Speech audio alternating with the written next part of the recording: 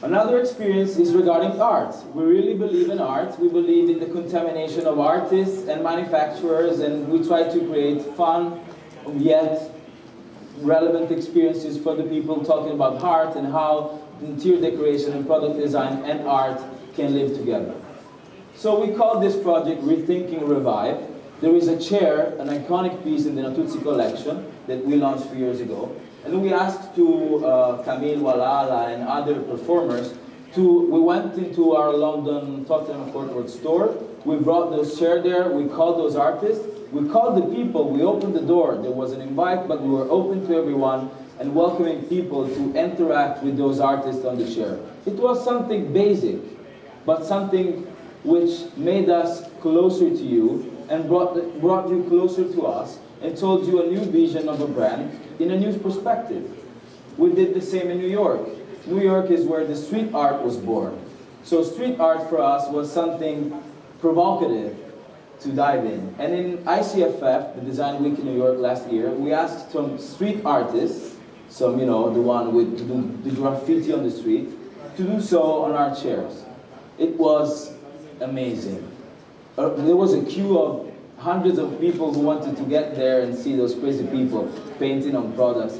We didn't invent the world. I have not been Steve Jobs, know the company. We didn't invent Apple. We just wanted to create experiences with the people, for the people, talk to you, contaminate, do something new, make the brand relevant for you. And either, again, you like it or not, because we have to be very open and democratic, but we wanted to get closer, to show how the brands want to create, to be contaminated with new ideas and new experiences. So again, blending, the DNA, blending different things, blending those together. This is another great experiences that I wanted to bring to your attention for the 2016 for the Triennale in Milan. We made an installation with Fabio Novembre, which is a very talented architect, also him from Apulia, but sometimes I forgot to say. And we did that installation, which is called Intro, which is what was representing his uterus. So when you actually was representing his memories when he was in his mom's uterus. So basically, when you get in this kind of ball, and you get inside it, we made everything with mirrors and leathers. It's an iconic piece of art that I hope you will have the chance to see, or maybe someone of you saw. But it was an idea. It was a project that blended the mind of Fabio with our craftsmen, creating something really spectacular, and that we've been showing at the Triennale for several months to show how a brand that is doing furniture can be able to express itself in new ways. And then, talking about art, for Miami Art Basel, we made a new concept that we called Natuzzi Open Art. So we called an artist, and we asked him to give his own interpretation of our DNA. So basically, he gave an interpretation of the Siesta Club, which is something that in Mexico people do. They take hammocks, they gather around trees, and they lay on those hammocks. So he thought that the way a furniture brand should have given interpretation of the Siesta Club, of the hammocks, was to take many leather heights, row heights, actually 12 of them, and create a huge hammock. Because people should have lived together on a singular hammock. So it's a hammock for many people that then, of course, it's not meant to be used, but it's an art piece. And it's another of our experiments of, contamination with the world of art, the artists, and even the manufacturing, because the craftsmen are always there to help the artist or the creator. And last but not the least, I know that you are all new talents, students, people who want to learn, to grow, to experiment and see where the world is going and be part of it. So not to be always a company investing on big names, on the most relevant and well-known ones. We went in China. We called many university design academies and told them, we want to work with you. So we created a contest giving a brief that was blending and merging design and aesthetics, asking to young and new talents to give an interpretation of how design and functional design could have worked well with aesthetic. So we gave this brief, we made a presentation, we made a kickoff event with hundreds of people. And after that, in November, I went there and we prized them. I actually, honestly speaking, I saw 150 projects, me personally. We received thousands of projects. And here's a quick video that tells you about this event. Ali?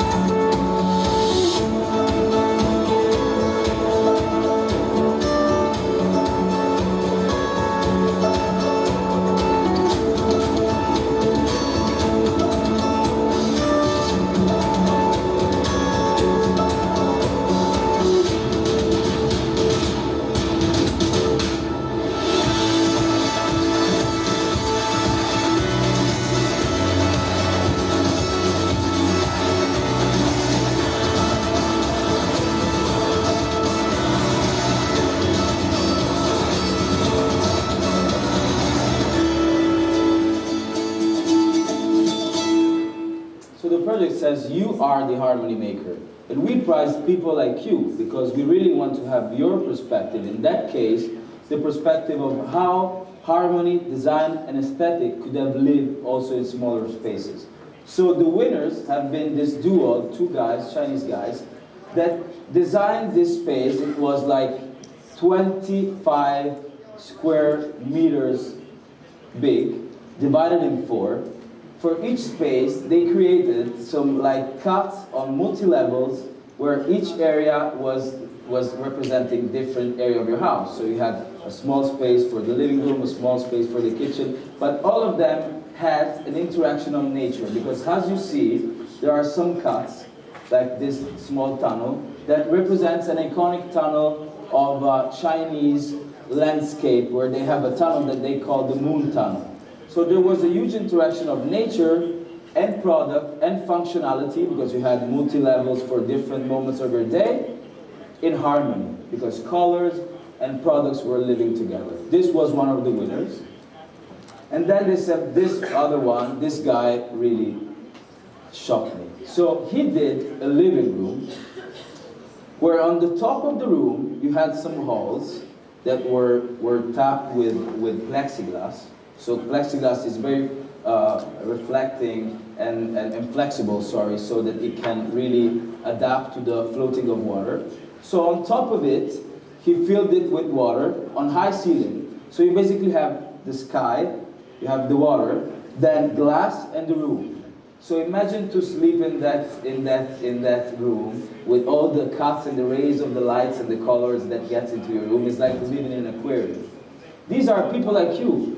Young talents, designer students, and we wanted to really give voice because we believe that the world changed, that our industry needs to change, needs to be more open, needs to be more close to the new generation, and there is no way to give voice to you than interacting to you and let you do design, let you express your own ideas. So this was one of the other examples of how we try to keep our DNA as, the driver of every activity we do, to build a brand, to grow the brand, to do it differently, but doing it contaminating with the people. We really believe that contamination and blending and engaging and interacting with people, a new generation, could make something new, could make something different, because we have a vision. We have a vision that we want to dream, believe, and achieve. We want to be the most widely and globally distributed, of course, lifestyle brand in the premium interior decoration sector. We don't want to be luxury. I don't believe in luxury. Luxury is not affordable, and things need to be achievable and affordable. So, as you said, dream, believe, achieve. I hope I will achieve this dream. And this dream is my vision. So everything we are doing is the company vision, is meant to achieve this goal. And an opportunity to do it was being here today, so I thank you for your time. I don't see many of you sleeping, so I maybe have been quite good. And that's it. Thank you.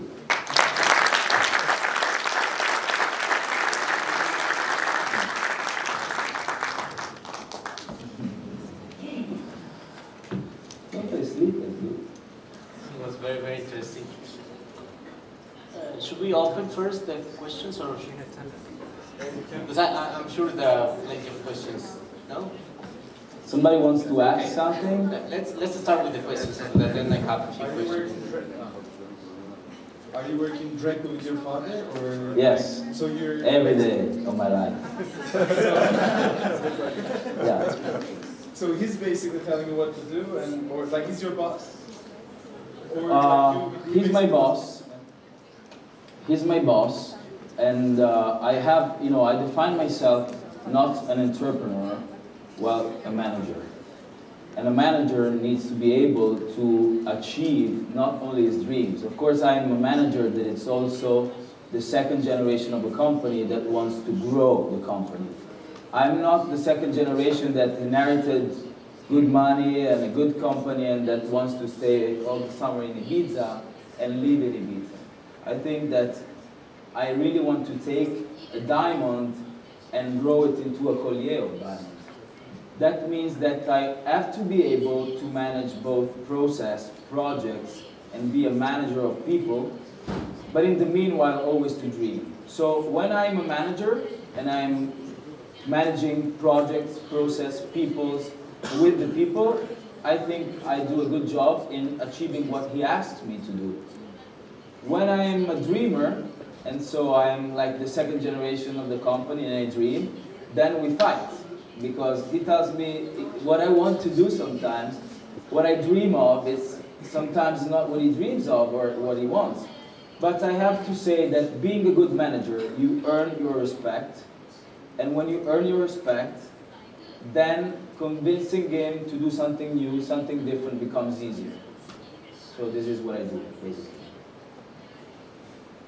Probably one of the things that to myself is quite interesting to explore or to understand a little bit better is that you have a very strong roots in terms of family, your city, I'm very sure also your friends, and everything that surrounds your personal life.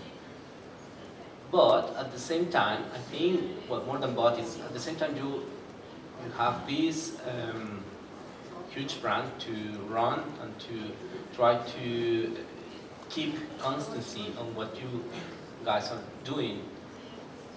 And at the same time, you have these different events that are happening. Sometimes it's education, sometimes it's art, sometimes it's architecture. Yeah. So how do you see in the future blending these two or three different ends? Because I think it is very clear that you want to have the concept of family, that the people perceive this concept. How do you see these things merging in the future? One of the things of the value I inherited, my father was 18 years old when he started the company. And he was 18, and his three collabs, the people working with him, were 16, 14, can you imagine? They were doing furniture, they were kids. Since then, he has always been in love with people. In fact, he has a degree at Honorem for education because he has been able to take people, grow people, educate people, and bring them into a company and grow the company thanks to the people. So basically what you say is we have a big family that was there at the beginning, is there now, and needs to be there in the future. So that is something that will never be changed. We believe in being a big company made of people that make everything possible and that keep doing it possible because of them. It's not my company, it's a company that we partially own, but that it's part of those people that makes everything happen. So it's also part of a manager to be able to manage the people, to manage the priorities, and priority is something that I'm fighting with on a daily basis, because priority doesn't mean there are 5 things that I can do, that I may want to do. I do the first 3. Priorities are made of what you don't have to do, and then they tell you what really means a priority for you. So it's a mix of love, of methods, of values, and of visions that drive the DNA, that blends together to build my daily life, my plans in a short term, in a mid-term, and in a long term. Yes, please, Mr. Hussein. Hello, thanks for coming again to our city.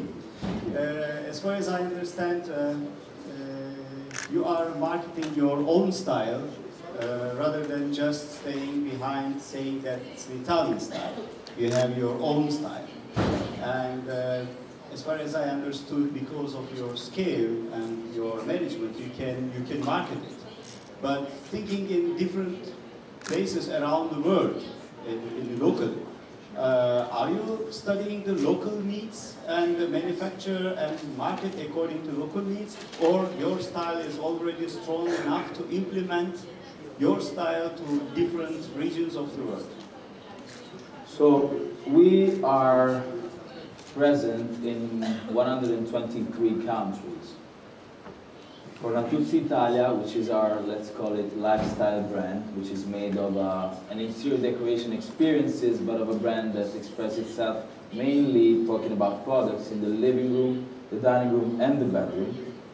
We sell a collection that we present at the Salone del Mobile, that then people, our store managers or our partners, they order in a congress that we do on yearly basis in Santeramo in Apulia. So people order those products, and then those products gets delivered starting from October, September in the stores. So we have real collections like in the fashion industry. You see those on the catwalk of a show, and then after 1 year you see them in a store. We have one brand, one identity, one vision, one collection, and we want to scale this with consistency, thanks to the fact that the brand has a one face. Would you recognize a brand that changes itself country by country? It will be a many brand, not one brand.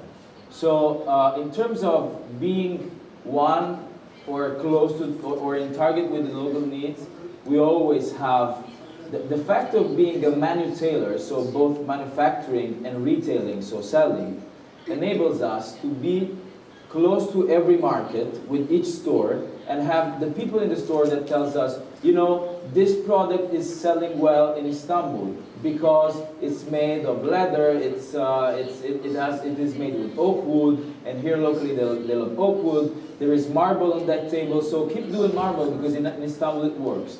Then somebody else in Shanghai tells us, you know, we need yellow and red. Yellow and red is super cool here. Okay, thank you. Then we have somebody else in Miami that tells us, guys, we want white. Miami it's white. Miami it's white. Miami it's steel. Miami it's silver. So being global helps us to be always close to the consumer of the world and to understand how their needs change. And that's part of our study of targets and trends globally. That is actually the first stage of our process, because we start from market intelligence and then we give briefs to the designers, external ones and internal ones. They design, they study our briefs, which are very specific.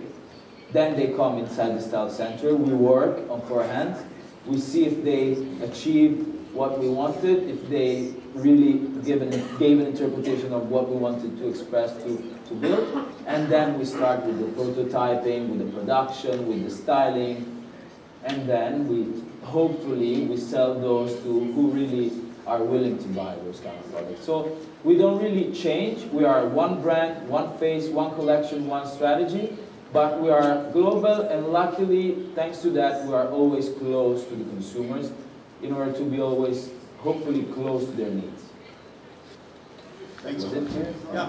But I think at the same time, these different events that you organize with the artists, architects, and also with education quite contaminate you as brand, no? Because you get this information from both sides, the people that are artists, architects and so on, that they have their own world, Very nice. with the people that is actually probably not even customers, but comes to these kind of different events in order to know, to see things. No?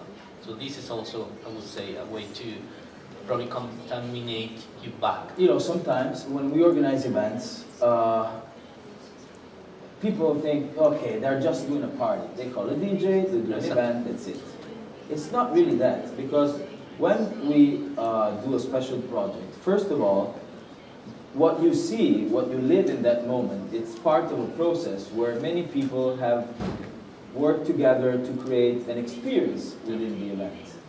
And those events are meant to spread the message of what for us blending harmony and contaminating ideas means.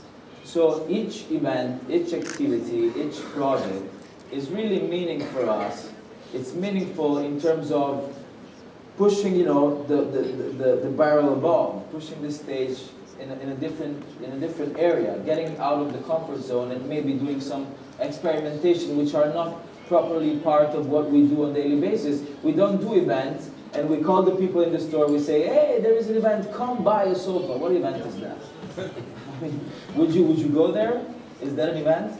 What we want to do is create really experiences for a variety of targets of people who can be engaged, who can know, who can be inspired, who can also give their idea, who can also be contaminated and contaminate us. We want to really be an open source brand, let's say. Capturing ideas, capturing emotions, capturing visions of people with very basic or simple and achievable and livable and lovable experiences. And through what we get, we then translate those takeouts in new brand strategies, communication strategies, product strategies. In some cases, in events, we understood how a product could have been more successful than what we thought. So it's really being close to the consumer, because if I think of the fashion industry, look at the fashion shows. How many of you have ever been to a fashion show? I mean, it's not something that you can really achieve, that you can live. And if you think of how to talk to a stylist of a brand, you could think it's impossible. While on our standpoint, even if it's design week, if it's an art fair week, if it's special, or even something normal happening in the city, we want to be there, open the door, and engage. Engage, talk, interact, listen, envision, create experiences that are really meant to create a lifestyle and create an interaction with the people, just to be close to them and translate those takeouts into new strategies and new visions. And I can tell you that in my latest years in the company, I've lived many of those experiences, and they teach me a lot, because I've been talking to consumers who came in and told me, you know what, your product, I don't like it. And I said, oh, interesting, why? And we've been talking about how to, or explaining or interacting and talking about the style. Some other came in and gave me an idea of how to do something new and differently. Somebody was interested in knowing about the company. Somebody didn't know and shake my hands and told me, you know, you're cool. I love the brand, I love your product. It's being really open. And today, some brands are not that open. We believe in being very, in this we are Italian. If you come in Italy and you are walking in front of the door of a house in Bari Vecchia, a lady will take you by the hands and tell you, come in, take a coffee, bring some pasta. Really, it's what will happen to you. So it's being very open to the people, close to the people, and being a brand, I think there is an asset. I mean, a brand that opens his hands to the consumers and tells, let's contaminate each other, I think that deserves a level of attention from the consumer that maybe some other who's sitting on the mountain doesn't really care. Thank you for that. Do we have any other questions? 5 minutes. Yes, please. Hello.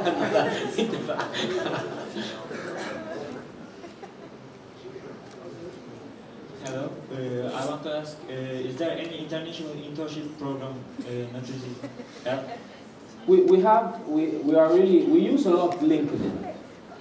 Do you know LinkedIn here? Yes. Yeah.